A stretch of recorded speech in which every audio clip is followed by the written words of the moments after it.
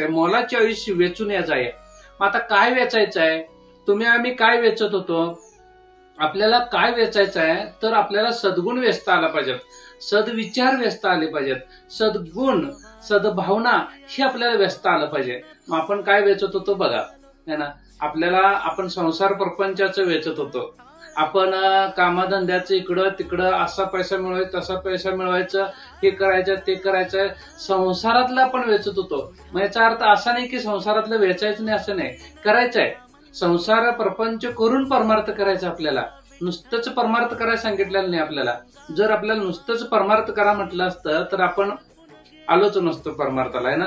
म्हणून बघा की कसं आहे, बाळाला शाळेला जा म्हटले की बाळ शाळेत जात नाही, पण त्याला चॉकलेट काहीतरी दिलं आपण तर मग बाळ शाळेत जातं. तसं आपल्याला ना, नुसतंच आपल्याला जर परमार्थ करा म्हटलं तर केलं नसतो. मग त्यासाठी आपल्याला काय दिलेलं आहे? तर संसार दिलेला आहे. मग संसार प्रपंच करत करत आपल्याला काय करायचं आहे? परमार्थ करायचा आहे.